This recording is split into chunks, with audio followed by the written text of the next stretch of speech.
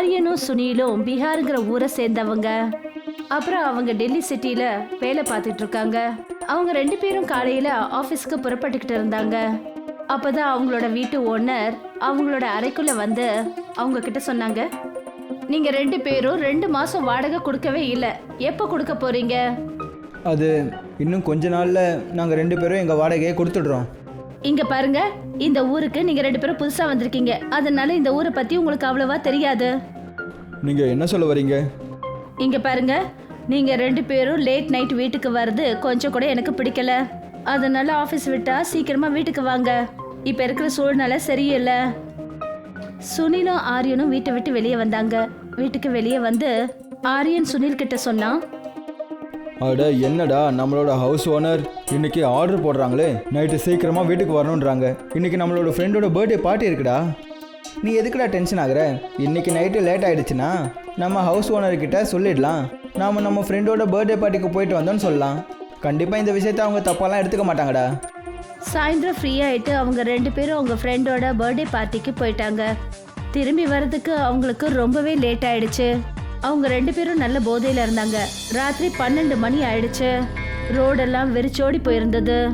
அப்பதான் அவங்க 2 பேருக்கும் பக்கத்துல ஒரு ஆட்டோக்காரர் வந்து நின்னாரு. எங்கே போகணும் சார்? சந்தன் நகருக்கு போகணும். சந்தன் நகர் ரொம்பவே பெருசு சார். சந்தன் நகரில் நீங்கள் எங்கே போகணும்னு சொல்லுங்கள். அட, நான் எங்கே போகணும்னு உனக்கு புரிய வைக்கணுமா? நாங்கள் போகிற வழியில் வழி சொல்கிறோம். இதுதான் ரொம்ப சரியாக இருக்கும் சார். அப்புறம் எதுக்கு நம்ம நேரத்தை வீணாக்கணும்? சீக்கிரமாக வந்து ஆட்டோவில் உட்காருங்க. இந்த ஏரியாவில் நான் மட்டும்தான் இருக்கேன் ராத்திரி நேரத்தில் ஆட்டோ ஓட்டுறது. அவங்க 2 பேரும் ஆட்டோல ஏறி உட்காந்தாங்க. 20 நிமிஷத்துக்கு அப்புறமா ஆட்டோக்காரர் அவங்க 2 பேர்கிட்டயும் சொன்னாரு, சந்தன் நகர் வந்துடுச்சு சார். நீங்கள் சொல்லுங்கள், நான் உங்களை எங்கே இறக்கி விடணும்? ஆனா அவங்க 2 பேர்ல யாரும் எந்த பதிலும் சொல்லல. அந்த ஆட்டோக்காரர் பார்த்தபோது 2 பேரும் தூங்கிட்டாங்க. அவர் அவங்கள எழுப்பினாரு.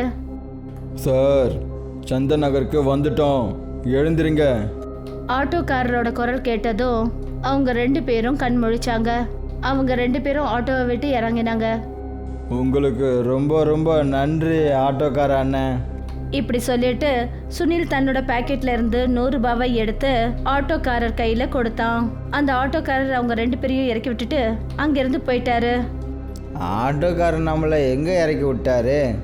எதுவும் புரியலையே. அட என்னடா, ரோட்டில் தான் இறக்கி விட்டுருப்பாரு. வா, நேராக போகலாம். அவங்க 2 பேரும் கொஞ்சம் தூரம் தான் போயிருப்பாங்க. அப்போ அவங்க 2 பேரும் எதிர்க்க ஒரு கூட்டம் நிற்கிறத பார்த்தாங்க. இங்கே என்னடா இவ்வளோ கூட்டமாக இருக்கு? இது ஏதோ சினிமா ஹால் மாதிரி இருக்கு. இங்கே ஏதோ படம் ஓடுதுன்னு நினைக்கிறேன். அடேங்கப்பா, வா நாம் நைட் ஷோ பார்த்துட்டு வரலாம். இல்லைடா, எனக்கு மூடு இல்லை. ஒரு வேலை பண்ணலாம், நாளைக்கு படம் பார்த்துக்கலாம். இப்போ நம்ம ரூமுக்கு போகலாம். சுனில் தன்னுடைய வாட்சை பார்த்துட்டு சொன்னான், டே, நைட்டு 12 மணி ஆயிடுச்சு. நம்ம ஹவுஸ் ஓனரு கதவை திறப்பாங்களா இல்லையான்னு தெரியல. நமக்கு இது தாண்டா நல்லது. நம்ம இங்கே டைம் ஸ்பெண்ட் பண்ணலாம். நாளைக்கு காலையில் 4 மணிக்கு போகலாம். ஓவர் டைம்னு சொல்லிக்கலாம். நான் போய் டிக்கெட் வாங்கிட்டு வரேன். டிக்கெட் வாங்கிறதுக்காக சுனில் டிக்கெட் கவுண்டர் கிட்ட போன போது அந்த இடத்துல யாருமே கிடையாது. அவன் ரொம்ப போதையில் கண்ணை நல்லா திறந்துட்டு காசை கொண்டு போய் எங்கே வச்சான். அப்புறம் டிக்கெட்டை எடுத்துக்கிட்டு ஆரியன் கூட ஹால்குள்ளார அவன் போயிட்டான். உள்ள ஒருத்தர் வந்து அவங்க 2 பேரையும் சீட்டில் உட்கார வச்சாரு. ஆரியன் அந்த தேட்டருக்குள்ள நாலாபுரமும் சுற்றி பார்த்தான். அப்போ அங்கே யாருமே கிடையாது. வெளியே ரொம்ப கூட்டமாக இருக்குன்னு நீ சொன்ன, ஆனால் எனக்கு இங்கே யாருமே தெரியலையாடா.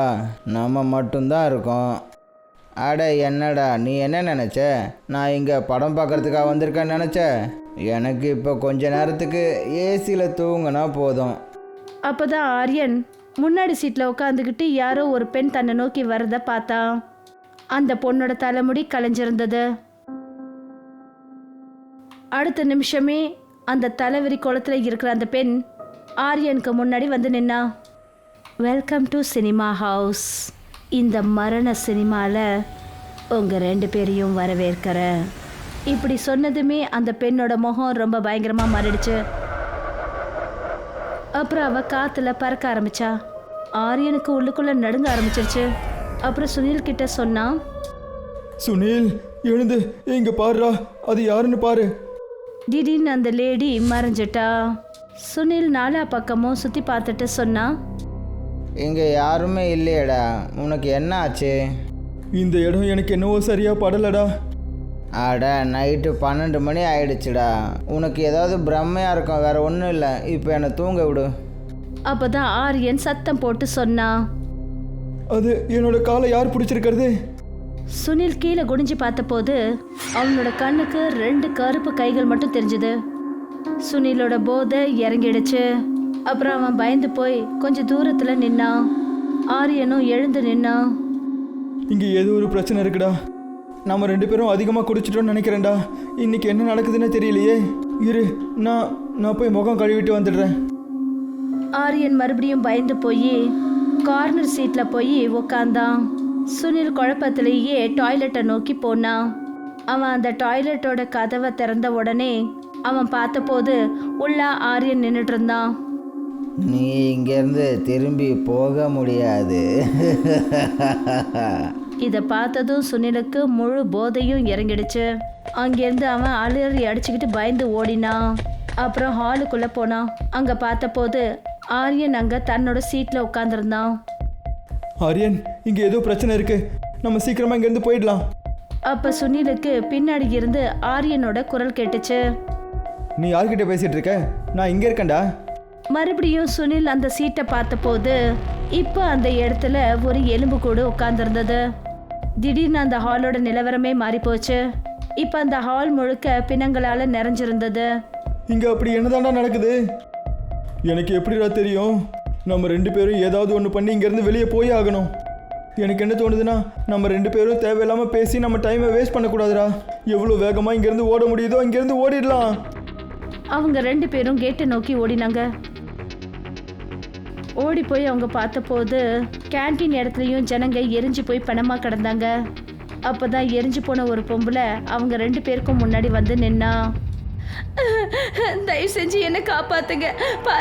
பாருங்க என் உடம்பெல்லாம் நெருப்புல பயங்கரமா எரிஞ்சு போயிடுச்சு. அப்புறம் என் புருஷனும் தீயில எரிஞ்சு போயிட்டாரு. என்னை காப்பாத்துங்க. இப்படி சொல்லிட்டு திடீர்னு அந்த பொம்பளை சிரிச்சுக்கிட்டே சொன்னா, இந்த மரண சினிமாவுக்கு உங்களை நான் வரவேற்கிறேன். இந்த மொத்த சினிமா ஹால்லையும் நீங்க 2 பேரும் மட்டும்தான் உயிரோட இருக்கீங்க. ஆனா ரொம்ப நேரம் உயிரோட இருக்க முடியாது.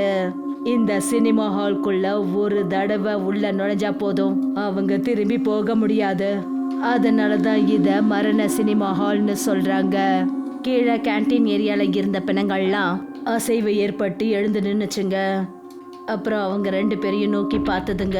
வெட்டப்பட்டு எரிஞ்ச முகங்கள், அப்புறம் ஊர்ந்துக்கிட்டே வர சில பிணங்கள் எல்லாமே மெல்ல மெல்ல ஆரியன் அப்புறம் சுனிலை நோக்கி வந்துக்கிட்டு இருந்ததுங்க. அப்போதான் சுனிலும் ஆரியனும் 2 பேரும் டாய்லெட்குள்ளே நுழைஞ்சாங்க. அப்புறம் அதோட கதவை உள்ளே இருந்து மூடிட்டாங்க. டேய், நம்ம 2 பேரும் எங்கே வந்திருக்கோம்?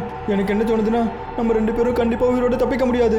இந்த பயங்கரமாக தெரியுறவங்களாம் நம்மளை கண்டிப்பாக கொண்டுடுவாங்கடா. எது என்னவோ ஆரியன், நம்ம எந்த ஒரு நிலைமையிலையும் நம்ம நம்பிக்கையை விட்டுறவே கூடாது. உன்னோட ஃபோன் ஆனில் இருக்கா? லொக்கேஷன் எங்கே இருக்குன்னு பாருடா. என்னோட ஃபோன் டெட் ஆயிடுச்சு. சுனில் பார்த்தபோது மொபைலில் நெட்வொர்க் கிடையாது. அப்புறம் அந்த கதவுல விடாம தட்டப்பட்டுக்கிட்டே இருந்தது. வெளியில இருந்து பயங்கரமா கீறுற சத்தம் கேட்டுக்கிட்டே இருந்தது. என்னோட மொபைலில் நெட்வொர்க்கே இல்லைடா. அப்படின்னா இந்த பூதமும் பிசாசும் நம்மளை கண்டிப்பாக கொண்டுடும்டா. அந்த ஆட்டோக்காரன் நம்மளை எங்கே விட்டானே தெரியலையே. சந்தா நகர்னு சொல்லிட்டு ஏதோ சுடுகாட்டில் விட்டுட்டான் போலையே.